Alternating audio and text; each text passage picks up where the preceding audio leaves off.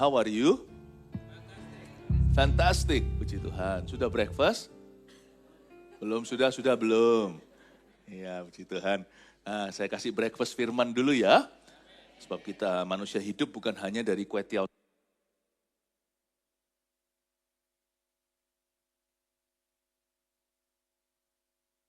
Pesan profetik yang saya berikan memasuki tahun baru di Old and New tanggal 31, please listen to it.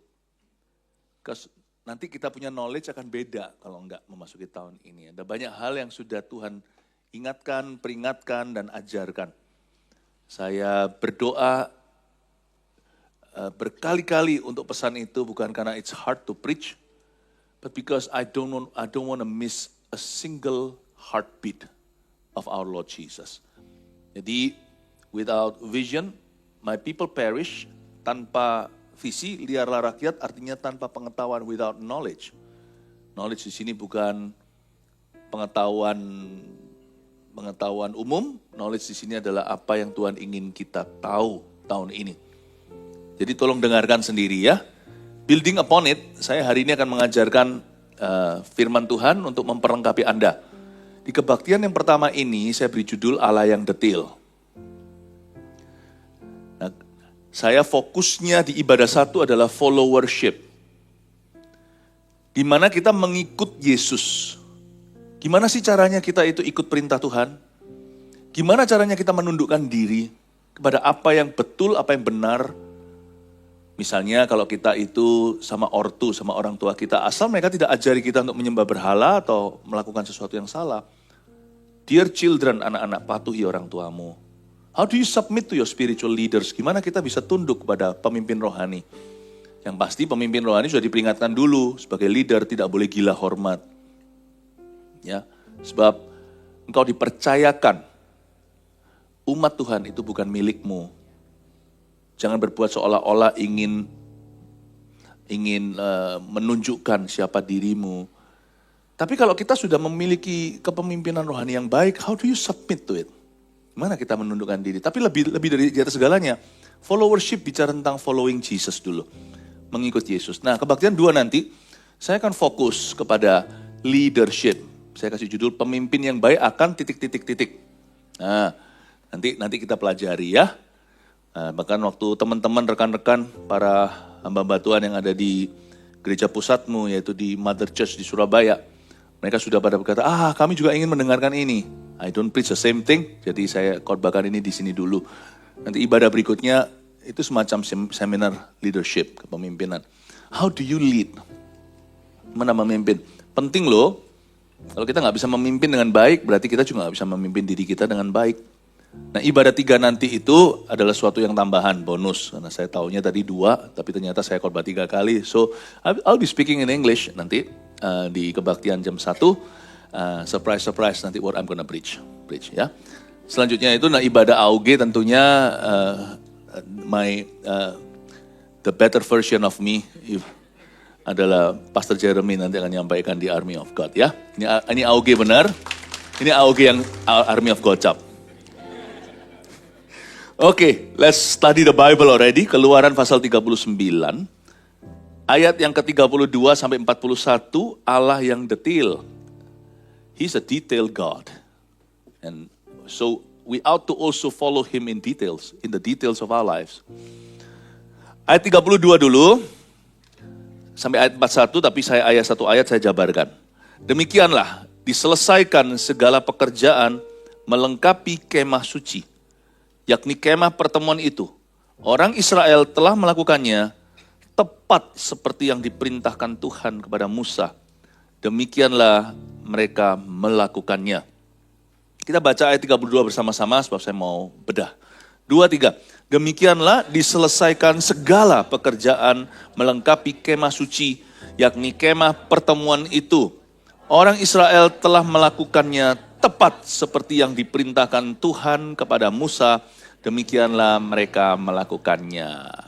Nanti sebelum ayat-ayat berikutnya saya jelaskan how detail is our God. Tuhan itu sedetil apa. Saya jelaskan dulu garis besarnya. Di ayat 32, Ada penekanan-penekanan di sini. Ini adalah cerita tentang bagaimana Tuhan memberi instruksi kepada seorang Musa dan Musa berikan instruksi itu kepada para pengikutnya. Tuhan memberi kepada mereka blueprint gimana bikin kemah suci. Very detail. You know, our God is the creator of all things. Dia pencipta.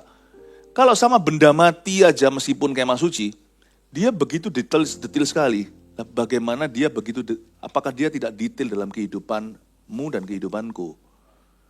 Kita itu bait Allah yang hidup. Itu kemah suci, kemah mati. Sekarang juga di perjanjian baru. Nggak ketemu, di mana itu barangnya, di mana tuh tabut perjanjian. Untunglah itu semuanya sudah punah. Kalau enggak hari ini bisa jadi berhala di gereja-gereja. Kalau sama benda mati aja Tuhan detil sekali, apalagi sama benda tanda kutip makhluk hidup seperti Anda dan saya. Saya tarik lagi, lah kalau Tuhannya detil, like father, like son, kita juga harus detil dong. Kalau ikut Tuhan nggak boleh asal-asalan, ikut Tuhan nggak boleh mingguan, nggak boleh jadi Kristen napas, Natal dan Paskah. Kita harus detil, ikut Tuhan itu harus dari jarak dekat, jangan jarak jauh. Ikut Tuhan itu harus, maksudnya kalau saya rasa 1 minggu sekali aja ke gereja itu kurang-kurang banget. Come on lah, nge-gym aja 2 kali aja orang ketawa, saya itu cuma 2 kali. Saya 2 kali nge-gym bukan supaya body bagus, tapi sebagai AOG, Army of Gocap, mulai encok-encok linu-linu. Saya kalau nggak nge-gym, celaka saya, mana bisa saya berdiri seharian, khotbah, meeting, ini itu, aktivitasnya tidak berkurang. Makin tua makin menjadi, badan saya semakin layu. 2 kali, teman-teman saya berkata, haha, kurang lah, mesti 3 lah. Gereja 1 kali doang, lalu kita asal-asalan datang telat-telatan. Gak bawa Alkitab, gak bawa catatan. Padahal HP dibawa sampai ke WC. Sorry nih, saya gak nyindir siapa-siapa, saya ngomong terus terang. I'm talking to people in their face. Nggak apa-apa, there's time, there's always another week. Ya. Yang sungguh-sungguh dong gitu ya. Dan kalau kita CG, nggak perlu kita dipus-pus dari atas sini, ayolah berkomunitas. Kita tahu kalau kita butuh. Kita butuh. Ya. CG itu good for you. Seminggu sekali. No, di perjanjian baru gereja mula-mula, they meet every day. We don't have to do that, because nowadays, modern times, memang ada bedanya. Dunia tidak seperti zaman dulu sekarang itu tuntutannya. But if you can go to church twice, not just once a week, you should. Kecuali kalau kita hanya datang ibadah-ibadah, maka itu redundant, maka itu akan menjadi pengulangan lagi. We have to go into the details. Waktu kita masuk ke CG itu, kita mulai masuk ke detail-detailnya. We're exploring the details of our faith. Di mana kita belajar sama orang itu bukan hanya hi, welcome home, tetapi sungguh-sungguh to take them as our home. They are our family, jadi kita harus mengerti. Kita harus kenal nama mereka, belajar mengerti pergumulan orang lain, gak melulu mendoakan diri kita. Di CG kita ditempa. Kalau ikut Tuhan itu mesti harus go for details. Dan after all, kalau kita datang ke CG, benar-benar kita itu merasakan investasi ilahi di dalamnya. Sebab kita tidak lagi datang nanti tengah minggu ibadah lagi, jadi seperti ibadah besar, ibadah kecil. No, tapi di CG kita saling mengenal. Kita dikenal. Aduh, aku gak mau lah, aku mau privacy. I understand. But sometimes it's not God's will for you. Saya ini orangnya, percaya gak? Saya ini orangnya introvert. Hah? Pastor Philip introverted? Yes. I leak one of my secrets, okay? I hate photography. Siapa tadi foto sama saya? But I cannot hate it anymore because I love you. I gotta love what you love. Pastor Philip boleh foto? Boleh. Kalau perlu saya ambilkan, saya selfie kan. You know, that's what I dreaded to do waktu saya was younger. Saya paling gak bisa bicara depan kamera, depan banyak orang gini. But it's no longer about me, you see. Kalau kita mau detil, Tuhan akan operasi kita dengan begitu detilnya. Dunia memprovide yang namanya plastic surgery. Tuhan memberikan pada kita perubahan yang bukan plastik, real surgery. in our character. Kalau saya mau hidup sesuai dengan kehendak saya, beda banget loh hidup saya hari ini. Beneran loh, saya ini orangnya sangat-sangat egois. Bukan egoisnya, artinya self-centered. I live for me. Don't mind me, I don't mind you. My business is mine, I don't mind your business, don't mind my business. You get it? Saya gitu orangnya. Saya dibesarkan di keluarga yang tidak kekurangan apa-apa. Jadi dulu tuh kalau saya duduk, my money is mine. Saya duduk, saya pesen makanan lebih banyak daripada yang saya bisa habiskan. I can eat alone. Di restoran gitu, satu meja saya sendirian makan. Nggak lihat kanan kiri. Kenapa? Dari umur 6 saya sudah berdikari, saya sudah sekolah di Taiwan. I don't live for other people. God changed me. Totally. My face remains the same. But inside me, the inner Philip Mantova is a totally different person. If you follow Jesus, follow lah. Follow yang sungguhan lah. Campur antara bahasa Indo dan bahasa Singapura. Ya. Kalau enggak usah follow sama Tuhan. Masuk ke surga jangan basa-basi. Kalau kita masuk ke surga basa-basi, neraka is the better place. Tapi kalau kita mau masuk ke surga sungguhan, kenallah siapa yang milik surga. Berubahlah karena dia. Saya dulu orangnya juga gitu. Nah, kalau Anda hari ini orangnya seperti apa? Minder? Jangan minder anymore. Buat apa? Bedanya sama punya Yesus dengan belum punya Yesus, kenapa? Masih tetap sama. Tuhan itu benar-benar mau kita follow well. Before you could lead well, sebelum Anda bisa memimpin orang lain, you need to follow well. Saya ini orangnya kritis banget dulu. Pokoknya ya, everything ya, semua orang itu salah di mata saya. Sampai lu buktikan lu benar. Saya dulu sekarang saya belajar untuk mempercayai orang-orang yang ada sekeliling saya. Saya belajar mempercayai pendosa-pendosa seperti saya. Orang-orang yang masih belajar dari kesalahan mereka. I learn to give people trust. Almost blindfoldedly. Bukan berarti kalau saya ngawur atau saya gegabah atau saya careless atau saya ceroboh, tidak. Saya tahu kepada siapa saya harus percaya meskipun orang itu tidak layak menerima kepercayaan saya. Karena saya pun begitu di depan Tuhan Yesus. Saya merasa setelah saya mengikut Yesus itu ya, bahasa Surabayanya ya, siapa di sini orang Surabaya? Angkat tangan. Ya, dibrodoli. Itu bahasa Ibrani. Ya, benar-benar saya itu dibrodoli, orang Surabaya bilang. Dari dalam. You see, if you follow Jesus, you are not wholehearted, Anda tidak sungguh-sungguh segenap hati, you pasti betahan. Wah kali kong ah. You betahan punya lah. Pasti nggak tahan. Jesus is not a small deal. He's not easy to deal with. So kalau kita adalah orang yang minder, berubahlah tahun ini. Kalau kita orangnya kritis-kritis yang nggak perlu, kritis yang keluar dari arogansi, please change because you are also not a somebody. You're not perfect too. Dan kalau kita orangnya kebalikan dari sombong tadi itu, rendah diri bukan rendah hati, then change also. Ya, karena Tuhan mau kita benar-benar untuk mensyukuri berkat-berkatnya. Kita jangan selalu merasa kurang-kurangnya.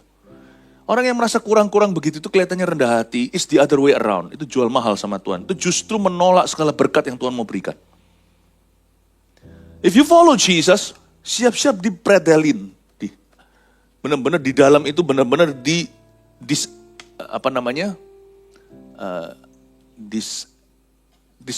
being dismantled on the inside. Not so that you will be paralyzed, bukan supaya Anda jadi lumpuh, tapi supaya Anda jadi baru. God is so good. So I want to challenge you, as I follow Christ, follow the way I follow Christ. Paulus berkata, ikuti aku. Seperti aku mengikuti Yesus. So I want to challenge you. As I followed Christ, I want you to follow Jesus as well. Ya, mari kita sekarang lihat fellowship seperti apa kalau kita mau patuh pada perintah Tuhan. Demikianlah Diselesaikan segala pekerjaan. Ada kata diselesaikan, katakan diselesaikan. Diselesaikan. Belum apa-apa kok sudah selesai. Ini kan karena pekerjaan itu, ini kan ceritanya, pekerjaan-pekerjaan yang diberikan Tuhan pada Musa itu sudah selesai. Jadi sekarang ini countdown ke belakang 10, 9, 8, 5, 3, 2, 1 ya. Jadi selesai dulu. Demikianlah diselesaikan segala pekerjaan. Jadi pekerjaan yang Tuhan embankan pada Musa diselesaikan secara sempurna.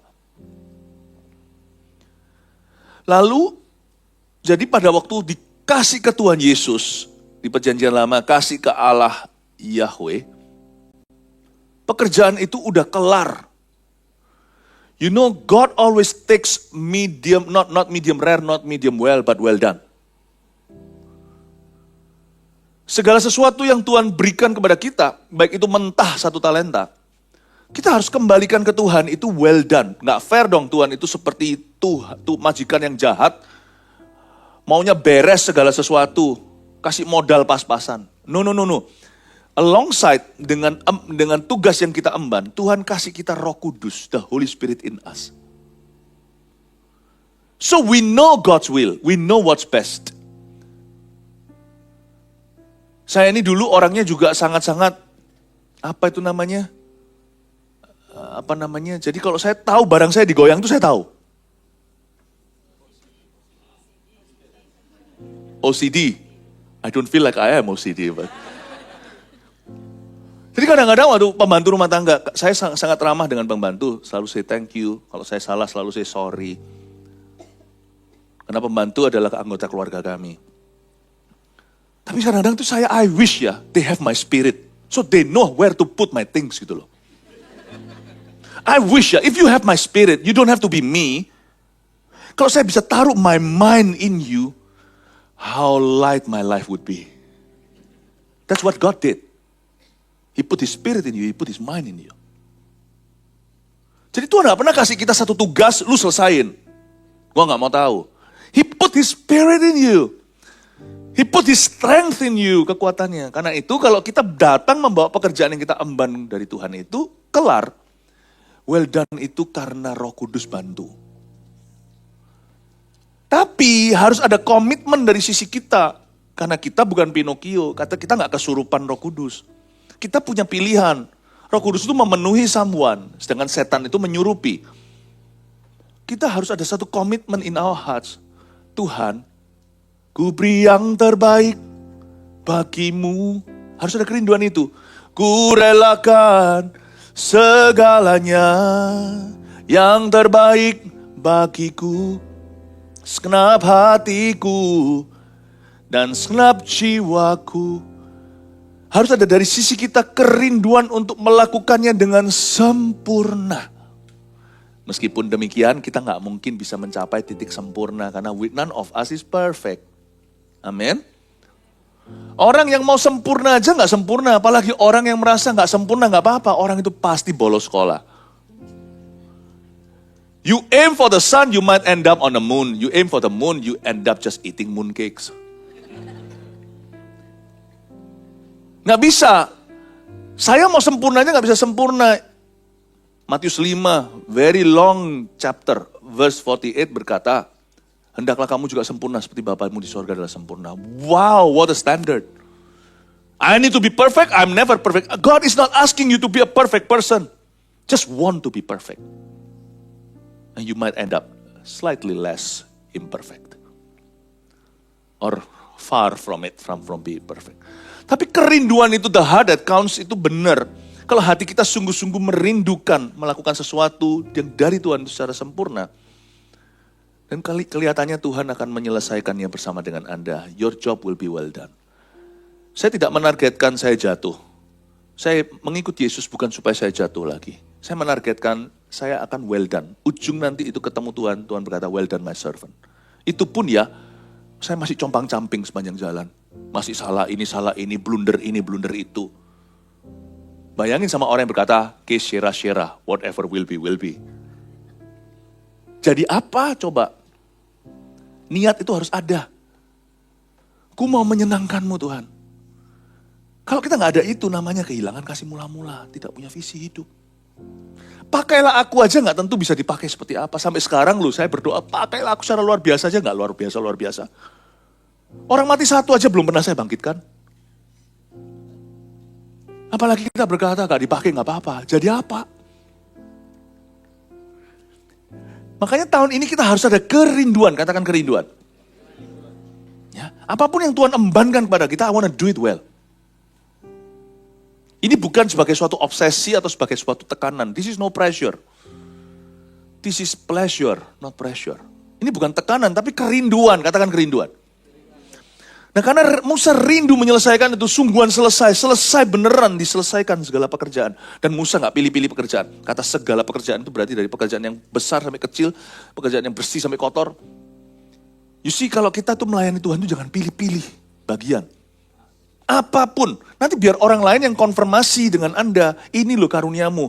Please deh, saya tahu kerinduan hatimu, please jangan nyanyi lagi. Kenapa? Nyanyimu setengah kunci. Nyanyimu setengah kunci. Orang lain konfirmasi, tapi bukan kita yang pilih-pilih. Saya nggak pilih apakah di atas sini, atau di belakang situ, atau di balik kamera sana, atau yang ada di FOH, atau yang di data, atau yang di Usher, saya nggak pilih. Whatever, pokoknya if you can use anything, use me. Tapi nanti orang lain yang akan beritahu, kamu rasanya jadi Usher itu jadi berkat loh, senyumanmu itu lebar. Wah. Maksudnya bibirnya gede. Tapi juga mungkin ada yang berkata, kenapa kamu nanya? Tadi saya ada seorang ibu yang nyanyi di belakang, enak banget suaranya.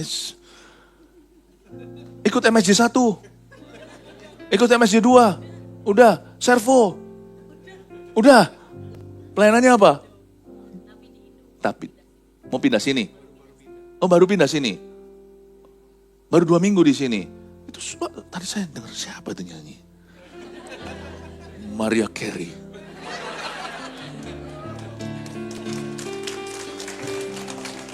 Tapi beberapa orang di antara kita, jangan nyanyi di depan sini, nyanyi di WC nggak apa-apa. Nyanyi di saat teduh pribadi, monggo silakan. Karena Mariah Carey-mu beda, karena nadamu carry. Nadamu tertinggal setengah. Biar orang lain mengkonfirmasi, you can sing, you see. Asal motivasinya bukan untuk tampil. Servo gih, kita butuh kok, PAW. Nggak semua orang PAW. Ada orang kalau naik ke atas sini, bermaksud hati, mulia. Tapi nanti berakhir bencana. Biar orang lain yang konfirmasi. I think your blessing is here. When you do this, I'm so blessed. You see, saya tidak tentu menjadi berkat di dalam segala sesuatu. Kalau saya disuruh melakukan satu tugas yang ini, kalau saya suruh ikut dance ministry, wah mati saya. Saya paling nggak bisa nari. Otot saya semuanya itu otot robot. Tidak semua orang bisa segala sesuatu. Karena itu jangan pilih-pilih. Yang penting whatever it is, apapun yang dipercayakan pada aku, I want to do it perfectly. Aku mau memberi yang terbaik. Dikatakan di sini dia selesaikan segala pekerjaan, bukan sembarang pekerjaan, dia nggak sembarangan. Dan juga bukan pilih-pilih pekerjaan. Apapun pekerjaan yang Tuhan berikan padaku, Musa memberikan Aholiab pada Bezalel, diberikan prakarya, ukir-ukiran. Musa nggak bisa itu. Musa nggak bisa. Musa kurang bagus sama ukir-ukiran gitu. Sama Tuhan diukirkan 2 loh batu aja dipecahin sama dia. Belum sampai bawah udah pecah. It's not so good dengan yang gituan. Tapi Musa itu sangat-sangat bagus di hal-hal yang lain. Hikmatnya. Jangan pilih-pilih pekerjaan. Lalu habis itu demikianlah diselesaikan segala pekerjaan melengkapi kemah suci, yaitu kemah pertemuan itu. Orang Israel telah melakukannya. Coba garis bawahi kata telah melakukannya. Telah melakukannya berarti dia nggak terlambat dong. Ada orang itu selalu akan diet selalu mulai besok. Ya, olahraga juga selalu mulai besok. I'm going to. Selalu begitu. Ini bukan I'm going to, tapi I've already done it. Ini early bird. Orang Israel telah melakukannya di bawah supervisinya Musa. They have done their homework. Mereka telah melakukannya. Berarti apapun yang Tuhan kasih dalam hidup kita, kita harus segera melakukannya supaya kita nggak terlambat nanti. Supaya nggak telat datang. Telat dikit itu nanti bisa telat banyak di ujungnya. Karena itu jangan sampai keterlambatan rencana Allah dalam hidup kita itu akibat kelalaian kita. Kalau sampai ada sesuatu yang sifatnya lamban, asal itu bukan dari kita, berarti waktu Tuhan belum tiba. Semua indah pada waktunya. Tapi kadang-kadang waktu Tuhan sudah tiba, kita belum ready, kita belum siap karena kita lelet tadi. Whatever God wants you to do, dari ayat ini saya bisa pelajari bahwa apapun yang Tuhan percayakan Musa, He immediately does it. He immediately did it, langsung dia lakukan. Makanya dia akhirnya Alkitab mencatat orang Israel telah melakukannya. Tidak ada job yang tersisa, undone. Berarti mereka termasuk kaum cepat. Dikasih, aye Captain. Yes Lord, langsung jalan. Filipus di Alkitab, di Perjanjian Baru, Filipus itu loh yang bawa kebangunan rohani ke Samaria. Sama Tuhan diberitahu, pergilah ke suatu tempat. Dia tidak bantah, langsung ke sana, arrivalnya tepat. Pas lagi di situ ada seorang sida-sida, lagi berhenti baca kitab Yesaya. Bacanya keras-keras, ya mungkin di karavannya gitu, dia dengar, Filipus disuruh pergi ke satu tempat, dan waktunya tepat, pas lagi dia baca Yesaya. Kalau Filipus bantah Tuhan, masa aku Tuhan, ini aku utuslah dia Tuhan, atau alasan apapun, atau aku gak ready Tuhan, ini itu. Pas dia ready, si karavannya sudah gak ada. Atau pas dia datang pun kalau masih ada, pas lagi gak baca Yesaya. Kalau sampai ada keterlambatan, jangan dari kita. Itu karena waktu Tuhan belum tiba. Saya membuat keputusan tahun ini, saya harus cepat. Kakiku tidak boleh cepat ke dalam dosa. Kakiku gak boleh lengket dalam perasaanku. Kakiku harus cepat. Tidak boleh ada glue, tidak boleh ada lemnya. Kakiku harus cepat menanggapi firman Tuhan. When God says forgive, I forgive immediately. Karena saya tidak tahu nanti next apa yang saya lakukan. Yusuf lakukan itu ketika dia jaga diri pada waktu dia dipanggil keluar dari penjara. Itu kan surprise. Disuruh artikan mimpi. Kan tidak ada ayatnya, maka Yusuf perlu detox dulu. Yusuf perlu dilayani dulu. Yusuf kelepasan dulu. Yusuf mengalami luka batin, dia harus kesembuhan ilahi dulu. Nggak pernah. Dia selalu menaruh dirinya itu berada di bawah radar Tuhan, berada persis di kompasnya Allah untuk melakukan apa yang Tuhan kehendaki tepat pada waktunya. This year is not for the strong. This year is for the ready. This year is not for the smart. This year is for the ready at heart. Ini tahun bukan tahun bagi orang yang kuat. Bukan. Tapi bagi orang yang siap. Bagi orang yang siap di dalam hatinya. Bukan bagi orang yang smart. Saya bukan orang yang paling smart, bukan orang yang paling kuat. Saya bukan orang yang paling fasilita, bukan hamba Tuhan yang paling diurapi. Tapi saya selalu punya komitmen satu dalam ministry.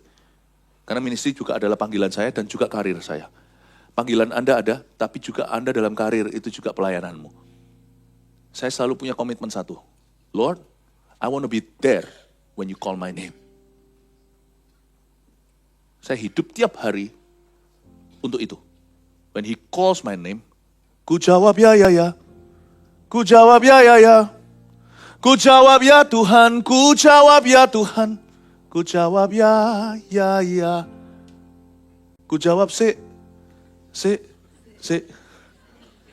Ku jawab ntar. Ku jawab mengapa Tuhan. Ku jawab kenapa Tuhan. Dan Tuhan tidak akan bicara kepadamu lagi. Saya cuma mau satu hal dalam hidup saya.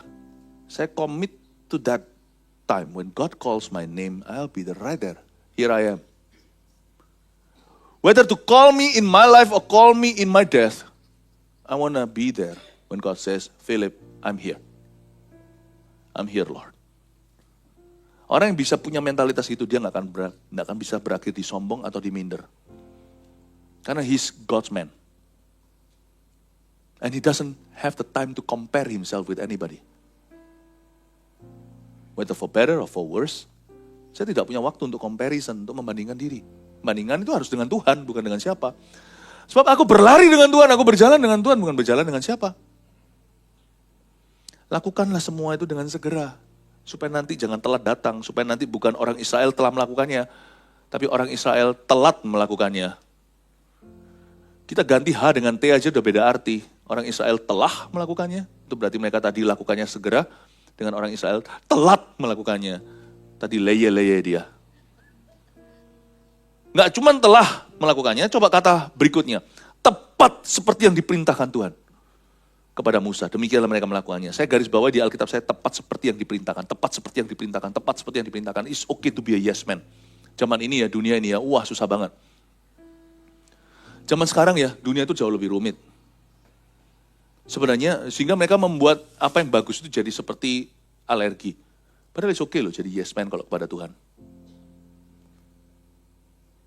Padahal it's okay loh. Mereka itu benar-benar lakukan tepat seperti yang diperintahkan. Yes Lord, yes Lord, yes, yes Lord. Dan berarti mereka melakukannya dengan benar. Seringkali kalau Tuhan beri kita perintah, kita tawar. Kita selalu cari jalur alternatif. Dunia berkata the benefits of the doubt. Atau kita memberikan pada kita satu benefit yaitu, aku ragukan dulu. Which is okay untuk pengajaran sesat. Which is okay untuk tindakan-tindakan jahat. Which is okay kalau something is proven wrong, sesuatu kalau sudah terbukti salah. Tapi kadang-kadang was-was kita itu adalah rasa curiga Adam dan Hawa. Jangan-jangan, kita itu hidup dalam jangan-jangan. Sehingga kita curiga dosa manusia pertama itu bukanlah petik buah. Dia makan durian, padahal durian enak. Makan buah gak ada yang salah. Tapi Tuhan perintahkan jangan, tapi mereka curiga. Sebenarnya mereka gak kepingin makan buah itu. Gimana mereka bisa bikin sesuatu kalau mereka belum pernah mencobanya? Gimana mereka bisa kecanduan kalau mereka belum pernah mengisapnya? Pencobaan pertama manusia itu curiga. Jangan-jangan, jangan hidup di dalam jangan-jangan. Itu di dalam area abu-abu. Tapi semua yang benar, semua yang mulia, adil, kudus, dan yang manis, semua yang benar dan layak didengar, pikirkanlah semua itu. Kita tidak mau main di spekulasi. Manusia itu selalu begitu katanya, benefits of the doubt kita kasih. Sehingga kita itu dalam mengikut itu kita selalu terkilir. Kita nggak pernah mengikut dengan mulus. Kenapa? Karena kita selalu hatinya itu penuhi dengan Adam dan Hawa bukan Kristus. Jangan-jangan. You cannot even stay married that way. You cannot. Because not everything could be proven today. You need to trust your spouse. Nggak bisa loh kita stay married kayak gitu. Beneran. Itu namanya orang paranoid. Musa di sini berkata dia melakukan tepat seperti yang diperintahkan. Nuh melakukan tepat seperti itu. Memang sekarang tidak ada perintah lagi bikin bahtera. Seperti kemarin itu yang ada di Afrika.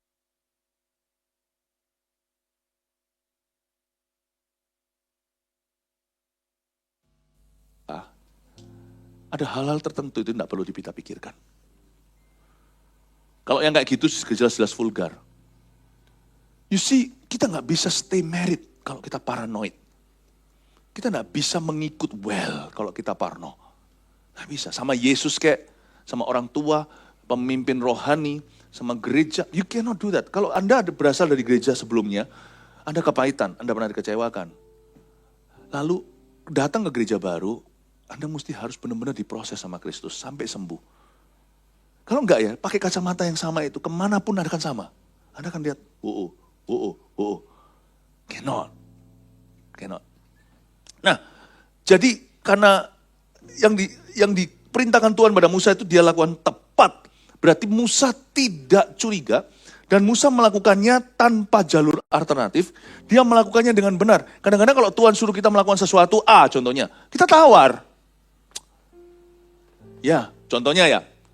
Ya sudah, aku gak jadi cerai. Aku gak jadi cerai, karena Tuhan membenci perceraian. Misalnya ini bukan kasus zina. Tapi kasus cekcok. Tapi, coba lihat ya, saya tunjukkan bagaimana melakukan perintah Tuhan namun tidak tepat seperti yang diperintahkan. Kita tahu Tuhan membenci perceraian. Tapi kita nggak bisa melihat kata benci perceraian itu berarti apa yang Tuhan cinta. Berarti Tuhan cinta persatuan. Tuhan itu ingin mereka itu rujuk. Kalau kita mau tarik aja dengan jujur referensi ayat lain seperti sungguh alangkah indahnya dan baiknya kalau saudara seiman hidup rukun, apalagi suami dan istri. Harusnya kan mereka sekamar, seranjang, saling mengasihi, saling ambilkan minum, saling melengkapi dalam karunia, saling mengcover, bukan dalam kejahatan, tapi saling mengcover kalau si istrinya lemah, hari ini soal ini, dia yang ingatkan. Atau sebaliknya dia emosian, istrinya yang sabar. Mungkin ada yang berkata, oke, aku gak cerai. Aku turut perintah Tuhan, tapi gak tepat seperti yang diperintahkan. Cuman, aku gak mau tinggal sekamar sama kamu. I have my own life, you have your own life, we have our freedom, we stay married though. Kita tetap sama menikah, tapi aku punya kebebasanku, kamu punya kebebasanmu. Kira-kira itu tepat gak seperti yang diperintahkan Tuhan? Atau hanya kulitan aja, pokoknya kita gak cerai. Tapi dalamnya itu gak taat. You see, kalau kita mau taat sama Tuhan, taat itu dalamnya. Sampai luarnya, inside out. Taat sama Tuhan itu ngerti harus nangkap isi hatinya. Makanya orang gak bisa taat kalau gak kenal isi hatinya. Kita mesti tepat seperti yang diperintahkan. Itu berarti nangkap isi hatinya. Lakukanlah dengan benar. Saya sebagai seorang gembala, bolak-balik menghadapi yang seperti itu. Orang berkata, aku mau taat, tapi taatnya setengah. Atau dia punya jalur alternatif. Aku taat sama Tuhan, ya, aku ke gini-gini. Cuman aku gak mau dibaptis. Kenapa? Ya karena dia mau selamat, dia mau taat, tapi dia gak mau dibaptis. Dia berkata, karena kenapa ya? Karena aku gak mau nyinggung keluargaku atau apa segalanya. Ya hati kan gak mungkin kita paksa, ayo paksa lalu, ayo sama-sama ya kita keroyok dia, masukin. Itu bukan baptisan. Kalau dikeroyok itu baptisannya bukan dalam nama Yesus, dalam nama siapa yang keroyok dia. But do you really get it why God wants you baptized? Why is it the first command after one is born again is to get himself baptized? Why? Karena Tuhan tidak mau no play-play. Tuhan mau hubungan ini sah. Tapi kan aku lihat itu, penyamun yang di samping, orang kalau nggak mau tepat seperti diperintahkan itu selalu akan ada dalih. Dan dia bisa pakai ayat loh. Saya pernah digituin sama orang soalnya. Lihat itu, penyamun yang di samping Yesus itu masuk Firdaus tidak dibaptis. Baiklah kalau gitu, mari kita salibkan kamu. Dia bukan nggak mau dibaptis, bedanya dia sama kamu. Beda hatinya itu loh. Dia itu nggak bisa dibaptis, bukan nggak mau. Ayo kita salibkan kamu loh. Kok gitu Pastor Philip loh? Ya gimana? Kalau kamu nggak disalib, nggak ada alasan. Ada seorang oma-oma sakit. Ini saya pernah tangani sendiri. Saya sampai takut setengah mati. Takut dituntut lah kalau ada apa-apa. Sekarat dia, tapi dia ngotot nggak bisa. Aku mau masuk. Berapa orang gendong dia masuk ke dalam. Tapi saya rasa damai sejahtera di hatiku. Nggak semua keluarganya dalam Tuhan. Nah itu ada apa-apa. Tapi kemauannya, oma itu. Dan beberapa anaknya. Masuklah baptisan. Puji Tuhan nggak apa-apa. Tapi kalau dia nggak mau dibaptis, saya sangat ngerti. Orang sekarat. Nggak mau dibaptis selam, nggak apa-apa. Nggak usah sekalian. Yang ini berkata, itu penyamun. Padahal dia sehat walafiat. Saya bilang sama dia, nggak apa-apa, boleh. Mari kita pakukan.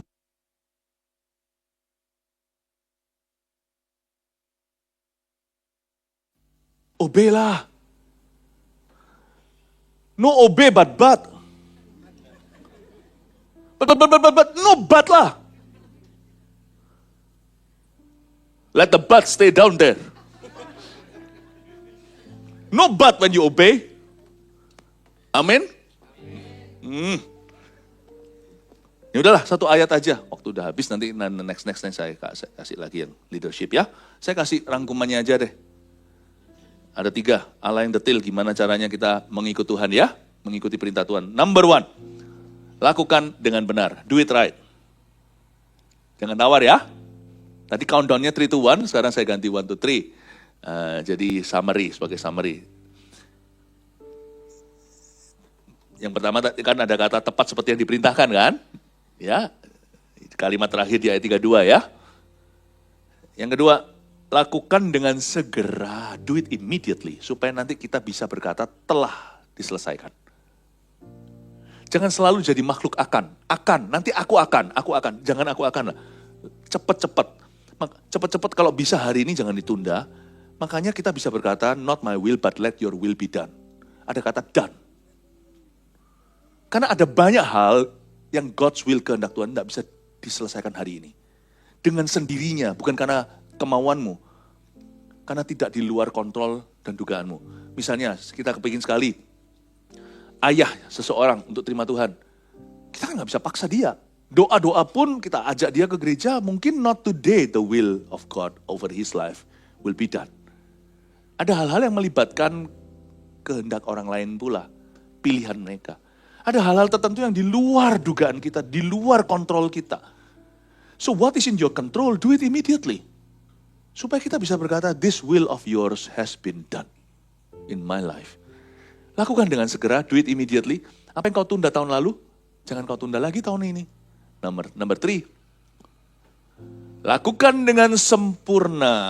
Do it completely. Saya nggak pakai perfectly ya, karena no one is perfect. Lakukan dengan sempurna, do it completely. Kalau mau lakukan itu, seperti ayat Alkitab tadi katakan, di ayat 32 kalimat pertama, demikianlah diselesaikan, I like the word diselesaikan, segala pekerjaan. Sama Tuhan tidak boleh basa-basi. If you want to obey Him completely. Ya, Tuhan itu mengasihimu, dan perintah Tuhan tidak berat. Karena orang-orang yang mengasihi Tuhan diberi Roh Kudus untuk bisa menyelesaikan dan melakukan perintah-perintahnya. Jesus loves you. Mari kita semua bangkit berdiri. Haleluya.